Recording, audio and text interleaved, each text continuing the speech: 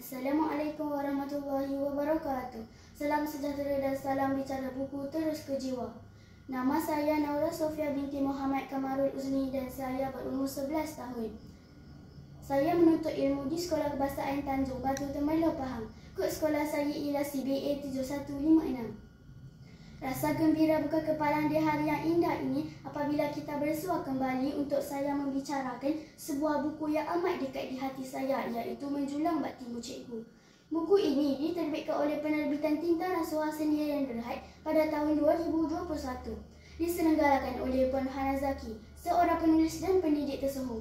Buku yang syarat motivasi dan penuh pengajaran ini mempunyai 106 halaman di muka surat. Dengan harga RM20, buku ini menawarkan nilai yang sangat berpatutan. Buku Menjulang Bak Timu Cikgu adalah sebuah karya yang menghimpunkan pengalaman dan kata-kata hikmah daripada 11 pendidik di Malaysia. Buku ini mengandungi 33 pesanan motivasi yang berkisar tentang pelbagai aspek dalam dunia pendidikan, kehidupan dan pembangunan diri. Setiap pesanan dalam buku ini ditulis oleh guru-guru yang berbeza, menjadikannya lebih berkesan dan menyentuh hati. Melalui tulisan ini, saya turut merasakan keikhlasan dan semangat para pendidik yang berusaha memberikan inspirasi kepada generasi muda. Salah satu bab yang benar-benar menarik perhatian saya ialah ujian itu peluang, hasil nukilan Ustaz Wahizania.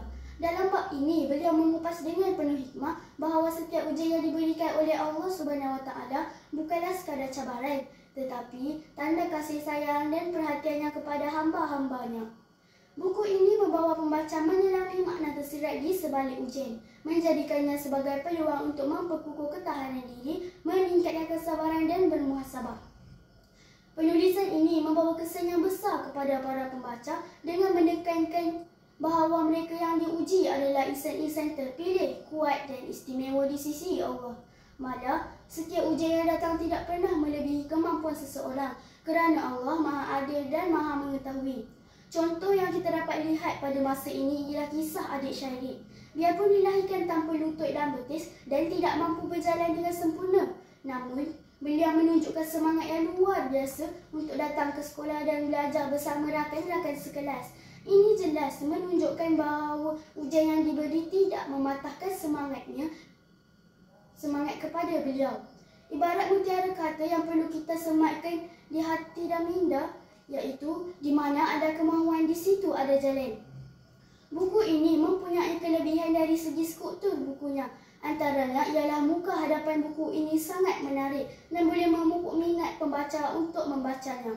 Tulisan bagi tajuk di muka hadapan ini juga besar dan jelas untuk dibaca oleh pembaca. Oleh itu, penulis buku ini jelas membawa harapan dan ingatan bahawa setiap ujian seharusnya diterima dengan hati yang terbuka, dijadikan ruang untuk mengumpul pahala dan dihayati sebagai kesempatan emas untuk menjadi manusia yang lebih baik dari semalam. Bab ini benar-benar memberikan inspirasi kepada saya dan menyuntik semangat untuk melihat kehidupan dengan perspektif yang lebih positif. Buku dikupas dengan bahasa yang mudah, maka ia lebih mudah untuk difahami. Penyisian buku ini adalah tentang tata cara bagaimana kita dan langkah-langkah untuk kita berbicara dengan lebih baik. Penulisan buku ujian adalah peluang, merupakan satu penulisan yang mampu menjentik hati setiap pembaca agar melihat ujian yang diberikan adalah salah satu peluang untuk kita lebih mengenali diri, berubah lebih baik dan teguran daripada Yang Maha Pencipta. Secara keseluruhannya, pengajaran dan nilai yang boleh diperoleh daripada buku ini ialah: pertama, ketabahan dalam menghadapi ujian. Setiap ujian adalah peluang untuk kita menguatkan ketabahan dan kesabaran serta meyakini kasihnya Allah.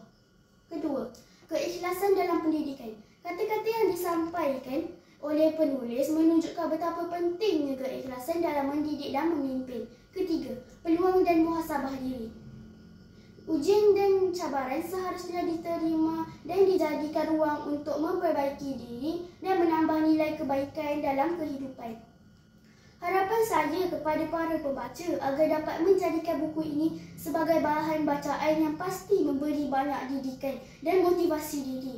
Justru saya mengesyorkan buku ini dipilih oleh rakan-rakan sekalian supaya dapat mempraktikkan setiap nilai-nilai murni dan motivasi yang ada dalam buku ini.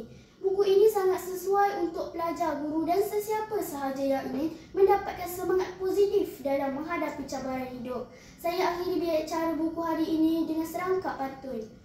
Burung pipit terbang ke hutan, hinggap sebentar di dahan rendah. Ujian datang bukannya beban, membuatkan kita semakin tabah. Sampai kita berjumpa lagi. Wabillahi taufiq wal hidayah. Wassalamualaikum warahmatullahi wabarakatuh.